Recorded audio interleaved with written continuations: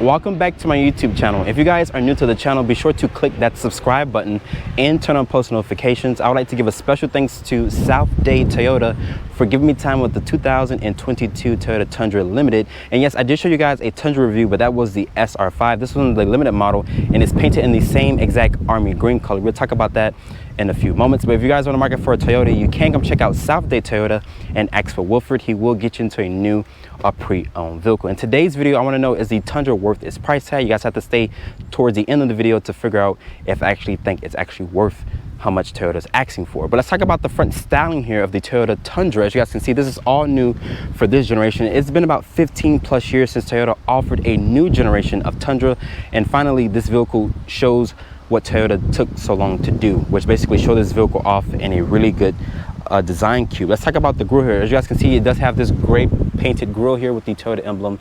This is a limited model, so this one does feature a front facing camera. There's the Tundra name, which is spelled out. There's also these LED fog lights here with front parking sensors. As you guys can see here, my model does have this LED sequential turn signal, also with an LED daytime run light, with these LED projector headlights here with an automatic low and high beam. Like I mentioned, this is painted in the same army green as the SR5 that I showed you guys a few days ago. This has a wheelbase of 145.7 inches with an overall length of 233.5 inches. So the same proportions as every other full-size truck in the segment. But looking at these tires and wheels, I think the Limited does have a really nice rim design. These are a 265/60 Yokohama tire. They're wrapped in this 20-inch rim design, which looks really good here on this big pickup truck. There's some gray painted side fenders here. There's also the Tundra name here at the lower part of the door panel. Also with this LED side marker here on the mirror cap, which is freaking large. And my model does have this panoramic sunroof here to let light into the cabin. And there's also the Limited badge here on the rear doors. This is the Crew Max, so it does have the full-size doors here, as you guys can see. There's also this 5.5-foot bed.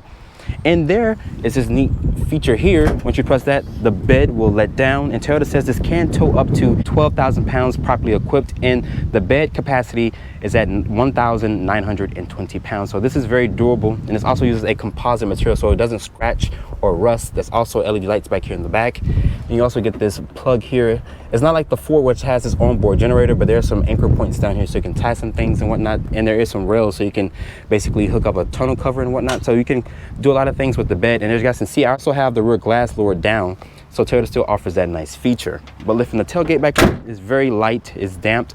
That's the Tundra name, which is spelled out. There's an LED light back here with the Toyota name on the handle. There's the backup camera there, and there's these sequential turn signals, which is very beautiful, just like in the front. There's a reverse lights here. There's the 7 and 4 pin connector, and there's your tow hitch receiver down there, and the exhaust is off to the side. But overall, I do like the exterior styling of the Tundra, but let's hop into the interior. Before getting into the interior of the Toyota Tundra, looking at the current key fob here, there's a lock, unlock, a tailgate release, and also a panic button. And there's the Toyota emblem at the lower part of the key fob. But I'm surprised that Toyota didn't put Tundra on back of the key fob, but the key does feel nice to hold in my hands. As you guys can see, the vehicle is locked because the mirrors are power folded in. And this is how you lock the vehicle. Just rest your finger here, you'll hear a beep, and to unlock it, Toyota puts a sensor behind the door handle, and the mirrors will power unfold. As you guys can see, also my model does have this black interior compared to the SR5. That one did have a lighter interior option, but to get inside, there's this grab handle here, and my model does not have running boards. Most people might do it aftermarket, or you can go to your local dealership to get it installed. But getting inside the Tundra here, really good step-in height.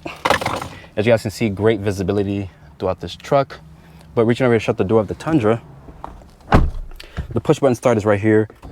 Once you do that, the vehicle will turn on. Let's talk about the materials here on the actual door panel. It's going to be a nice soft touch material. There is this aluminum painted door handle. You can also power fold the mirrors in via this button over here. As you guys can see, the mirrors will power fold in and out once you unclick it. There's your mirror controls here. There's your lock controls. It is auto up, auto down for all 4 windows. There's some gloss back trim here on the door panel. There's 2-person memory seats here. There's additional storage. There's cup holder space down there. Over is for the automatic high beam switch. There's start stop function. Also your trip reset computer and your parking sensors. Heated steering wheel function. This one is missing 3 blank buttons here. I'm pretty sure Toyota's saving those features for the top trim. There's also the light here for the actual bed. The steering wheel does feel nice to hold in my hand. Very large steering wheel. There's the Toyota emblem on the airbag cover. Over here is for your driver's assistance, really good driver's assistance. There's your volume control here. You can also customize a small helper screen by using this area here to show you different stuff like your parking sensors and whatnot. lane keep assist, blind spot monitoring that you can turn on and off if you would like. Unfortunately, my model does not have that fully digital display. The materials on the dash are going to be a hard touch plastic here, but a little farther back is going to be really nice to touch. Looking here at this infotainment system, like I mentioned, this is basically the home screen and whatnot. As you guys can see, very large display. I think it's the biggest in this class here. The response is just super impressive. Going here to the Toyota interface, as you guys can see, I wish Toyota would just offer a home screen, but this is how you look through the vehicle, your trip computer information. This has 425 miles of cruising range on a full tank of gas. As you guys can see down there's a full tank of gas. It has 425 miles of cruising range. Plenty of different options that you can go through. But going back here to the Apple CarPlay, this screen is just freaking massive. And this is the limited model, so my model does have some more premium features, which is this rear view camera mirror. That's also this function here to let down that rear glass. Like I mentioned, Toyota is still keeping that, which is really impressive. And it's super easy to let up. And there's also this large panoramic sunroof here to let light into the cabin. There is LED lights here. Push this down, it does reveal a sunglass holder. There's also 3-level heated and cooled seats, dual climate control, big volume knob here.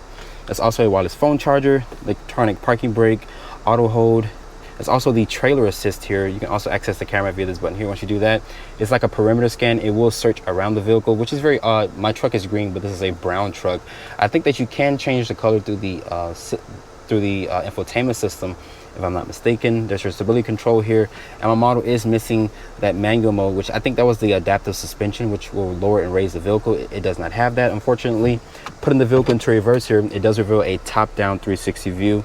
As you guys can see, trajectory with distance markers, and there's plenty of different angles. As you guys can see, the bed is empty, so there's nothing that's going to fly out. You can go back to go to this right here. You can turn off the trajectory lines and whatnot. There's a front-facing camera. Like I mentioned, this is the limited model here. You can see what your front tires are looking like, so you won't go curve surfing. Kicking it down here, over to the left, there's a sport mode in the transmission. This does house that 10-speed automatic transmission, so no more 6-speed. There's your drive mode selector here, which shows you eco, also sport, and there's a normal. So there's only 3 different drive modes here on the Tundra, but for some reason, once you go into normal, it does not display, but it does show you here in the actual digital display down there. There's a tow haul mode. You can tow up to 12,000 pounds properly equipped.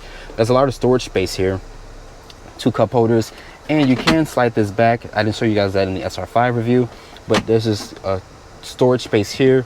Just you can access the glove compartment instead of open up the full lid. It does reveal a type C port with a type A port. Very deep storage. There's also an LED light inside, so you can see if you're in a dark area and whatnot. More storage space here. 2 cup holders. The seats very supportive, and I love that they're 3-level cool seats instead of the heated seats. But if you guys stand in cold weather state, you guys would want to have the 3-level heated seats. Looking at the glove compartment here, it does reveal a large storage. The materials on the dash are nice touch materials. I love the aluminum painted trim on the dashboard. But overall, very nice cabin, and I think the limited model for me will be the one to go for as of this filming until I review the other models to see if I actually like the other models over the limited trim. But let's hop into the back seat of the Tundra. Getting into the back seat of the Toyota Tundra, like I mentioned, this is the Crew Max, so it does have the 4 full-size doors.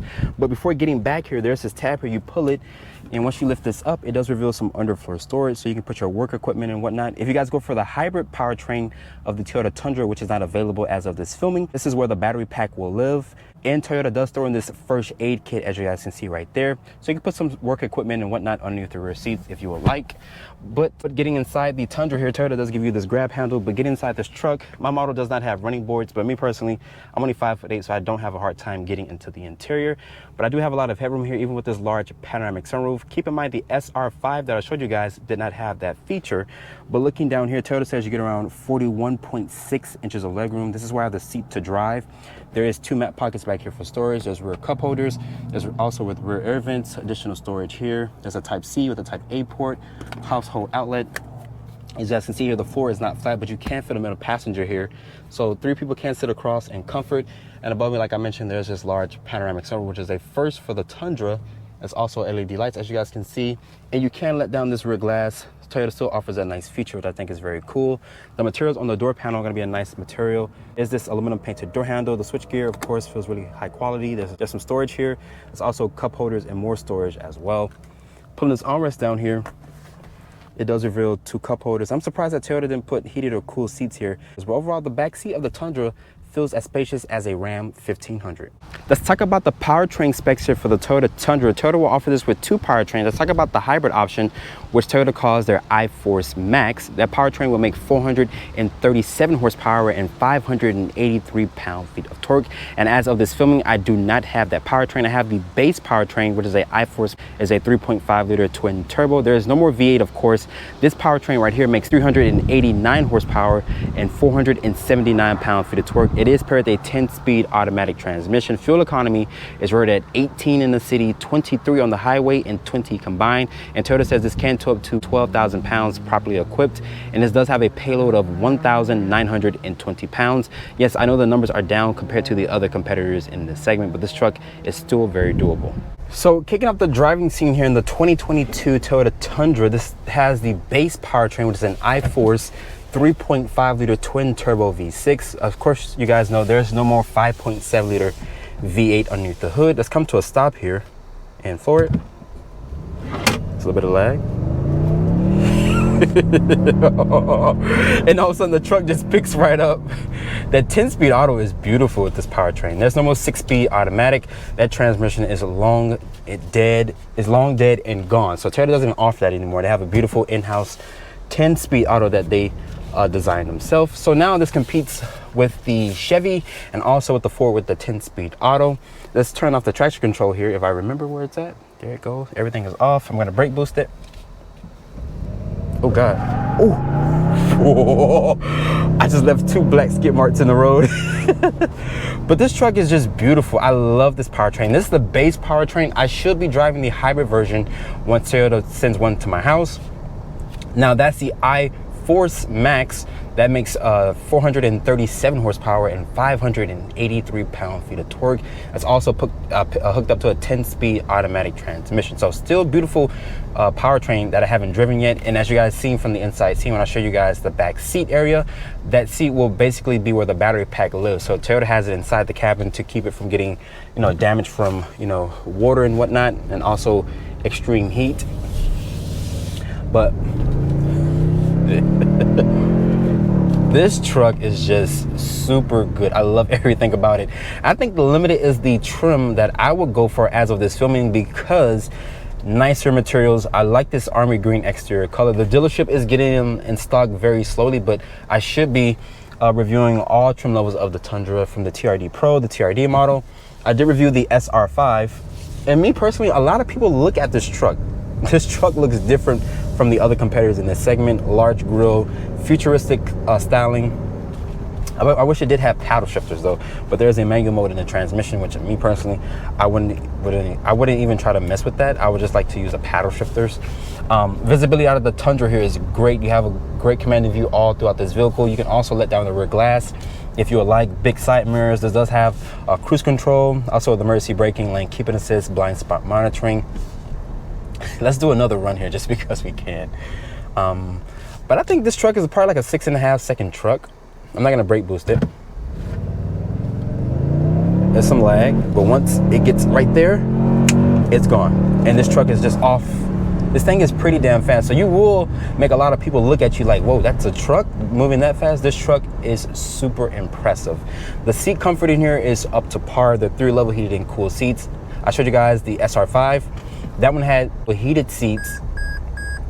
You guys can hear that beeping. That's that lets you know that I'm not the best driver because I can't keep myself in the markings. But this truck is too damn big on this small road back here where I normally film the Toyota videos at. But yeah, this truck is too big, so it will keep in its lane with the cruise control being set up through the driver's assistance. It does a really good job. It doesn't ping pong you back and forth. But if you don't do it, like for example, I'm crossing with the markings here, but the truck didn't pick it up. But let me see if I kind of drift off somewhere. Now the truck senses that, hey, you're not in your lane.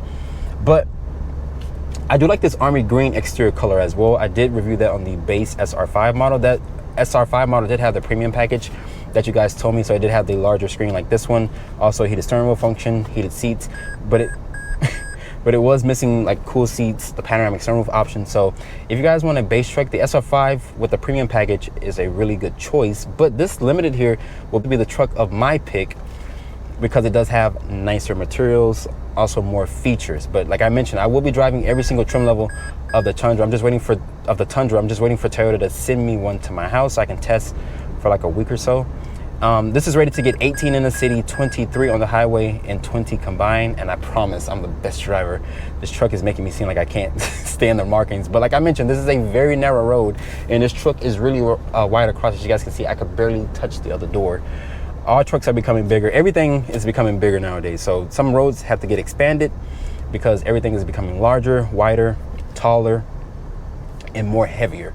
Toyota didn't say anything about an electric version of the Tundra, but there is a electric version of the Tacoma that I've seen that they showed about a few weeks ago or even a month ago. Lag, and there you go, there go the power.